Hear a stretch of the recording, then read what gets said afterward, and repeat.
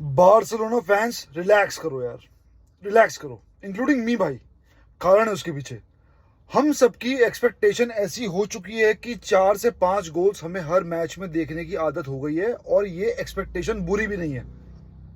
और मतलब 3 गोल्स मारे हैं और लोग ऐसे रिएक्ट कर रहे हैं कि भाई क्या हो गया, क्या नहीं हो गया। फुटबॉल वर्ल्ड में, बारसा फैंस की बात नहीं कर रहा, फुटबॉल वर्ल्ड के, अरे यार 3 गोल्स मारे हैं, बारसा ने ये किया है, ये तो कम गोल्स है, फलान ढिमकान, होम पे आके आपने सेकंड जो हाफ है उसमें खेला ही नहीं है। एग्री करता हूँ, लेकिन इस चीज से एग्री नहीं करता कि सिर्फ 3 गोल्स हैं। एग्री करता हूँ कि सेकंड हाफ में इंटेंसिटी कम थी, और वो जायज भी है। हर मैच सेम इंटेंसिटी के साथ नहीं खेला जा सकता। हम बारसा फैंस के अंदर भी क्या उतनी ज्यादा वो थी वाइब जो हमारे अंदर सेविया, मड्रिड और बायर्न को लेके थी? नहीं थी ना भाई। ट्रक चल रहे हैं भाई, रोड पे बना रहा हूँ वीडियो। तो भाई मुझे एक बात आप ये बताओ, गलत क्या है इसमें? 3 गोल्स मारे, इन द एंड मैटर करती है जीत। हाँ, लूप होल्स थे, कुछ प्लेयर्स ऐसे थे जिन्होंने आके गंद मचा दी, कुछ सीनियर्स प्लेयर्स ऐसे थे जिन्होंने आके इतनी गंद मचाई कि भाई वो नोटिस कर पा रहा था मैं। कसाडो जब तक फील्ड पे था डिफेंसिव मिडफील्डर की जगह बहुत ही ज्यादा स्ट्रांग थी, लेकिन जैसे ही फ्रैंकी डियोंग आया वो विजिबल था कि फ्रैंकी ने गेम बहुत ज्यादा स्लो कर दिया है। अब उसको इंस्ट्रक्शन मिली है, क्या मिली है मुझे नहीं पता, लेकिन वो विजिबल था। क्या कसाडो को वो इंस्ट्रक्शंस नहीं होती जब वो खेलता है? होती है, लेकिन कसाडो वो चीज डालता है अंदर भाई। कसाडो वो एग्रेशन डालता है अंदर, उसकी आंखों में वो एग्रेशन दिखता है। जिस लेवल के पासिस इस सीजन में कसाडो ने निकाल दिए हैं, गिने हैं उंगलियों पे भाई। याद करो पेड्री का पहला गोल, पहला था कौन सा था मुझे याद नहीं, लेकिन इस सीजन में शुरुआत के मैचेस में ही जब कसाडो ने वो बॉल निकाली थी बीच में से और वो पेड्री ने कन्वर्ट किया था। याद करो बायर्न म्यूनिख के अगेंस्ट कसाडो की असिस्ट। याद करो रियल मैड्रिड के अगेंस्ट, मतलब मिडफील्ड और डिफेंस को चीरती हुई बॉल जो बिल्कुल लेवेंडोस्की ने फिनिश की। और याद करो कल का असिस्ट जो उसने रफीनिया को दिया, वो क्या हलवा असिस्ट है भाई। इनिएस्टा, बुस्केट्स ऐसे पास दिया करते थे लॉफ्टेड, जब लोग खड़े होते थे। और देखो गेम चल रहा है, लेकिन उस चीज को उस दौरान पास दिया समझ में आता है, क्योंकि दूसरी टीम भी थोड़ी सी हिली हुई है। हिली मतलब भाग रही है, पोजीशन अभी रिटेन कर रही है, लेकिन सारी टीम खड़ी हुई थी। रफीनिया का सडनली एक रन आता है, कसाडो किस लेवल पे वो रन को पकड़ता है, और वो पास नॉर्मल नहीं था कल वाला, टप्पा बिल्कुल वही खाता है। एंड अगेन भाई, अगेन रफीनिया का वही बिल्कुल फोटो कॉपी, जेरोक्स कॉपी, आप कुछ भी कह लो भाई, कुछ भी कह लो, डिट्टो वही गोल जो उसने मैड्रिड के अगेंस्ट स्कोर किया था। और भाई नो वंडर कि वो ये कर सकता है। जब पहले वो ये गोल्स मारता था तो ऐसा महसूस होता था कि हाँ यार, अरे यार क्या गोल मार दिया रफीनिया ने यार, अरे स्टैंडर्ड से ऊपर गोल मार दिया। लेकिन अब भाई इट्स नॉर्मल भाई, इट्स नॉर्मल। जब वो बॉल टप्पा खाई, आप दिल पे हाथ रख के बताना, जब वो बॉल टप्पा खाई रफीनिया के सामने, आपको 80% श्योर था नहीं था कि ये बॉल नेट में जाएगी, ये बंदा चिप मार के कुछ ना कुछ कर देगा, और उसने वो कर दिया भाई।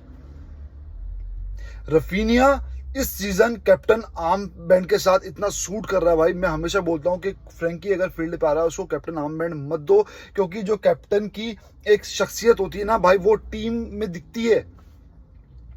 जो हेड ऑफ द फैमिली होता है वो उसका ना, जैसे आपके घर पे होगा, मेरे घर पे कोई हेड ऑफ द फैमिली अगर मैं हूं, फॉर एग्जांपल अगर मैं जैसा बिहेव करूंगा, मेरा बच्चा, मेरी वाइफ वैसा ही फील करेगी।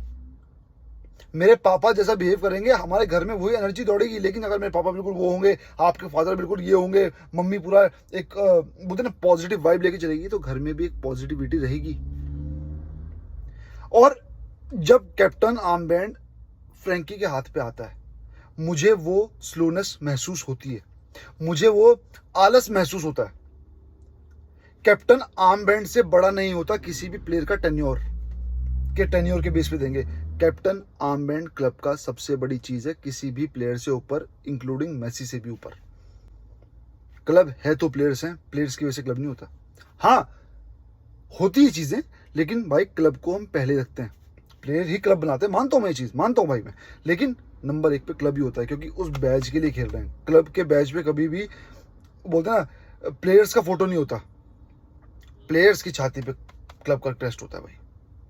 और इस चीज की हमें अब देखना पड़ेगा कौन सा बंदा क्या डिजर्व करता है। भाई फैसले लेने का समय आ चुका है, जैसे मॉडर्न फुटबॉल होता है ना कि भाई हाँ यार कि टेन्योर, इस सबको इग्नोर करके फिजिकलिटी आ गई, टिका टाका उतना रह गया, तो वैसे ही इन चीजों को भी चेंज करने की जरूरत है कि जो बंदा कैप्टन आर्म बैंड के लिए भागता है, जो बंदा कैप्टन आर्म बैंड को रिस्पेक्ट करता है, उसकी बॉडी लैंग्वेज में दिखता है। वो एक ना उनके प्लेयर को कोई छेड़े, कोई फाउल आए तो वो अग्रेशन दिखता है, जो कि फ्रैंकी में जीवन में नहीं दिख सकता।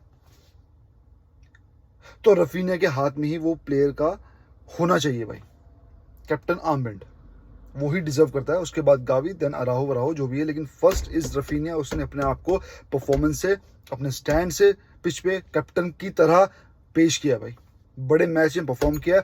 और बायर्न वाला मैच तो उसको बिल्कुल फ्रेम करके लगा लेना चाहिए भाई। उस दिन उसने वो कैप्टन आर्मबैंड अर्न कर लिया यार।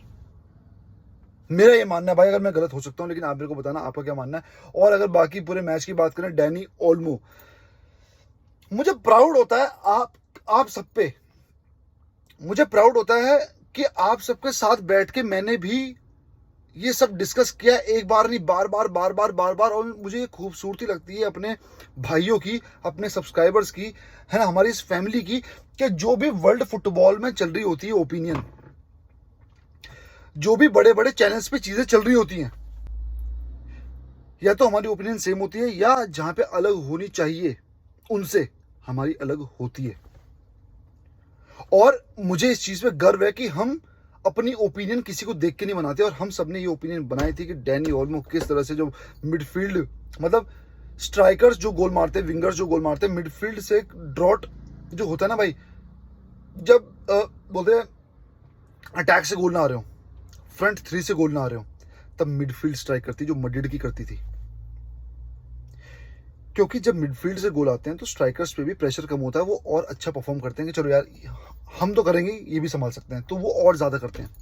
जब लगता है ना जिम्मेदारी पूरी हमारे ऊपर आ गई, तो थोड़ा सा नर्वसनेस होती है, वो चीजें गलत होती हैं। आप कंपेयर कर लो last season Lewandowski, Yamal, Raphinha, और इससे कंपेरिजन तो बनता ही नहीं। खैर भाई, कंपेरिजन तो बनता ही नहीं, लेकिन डैनी ओल्मो ने हमने जो डिस्कस किया था, वो लॉन्ग शूट्स देगा, वो लॉन्ग गोल्स देगा, उसने वो दिए।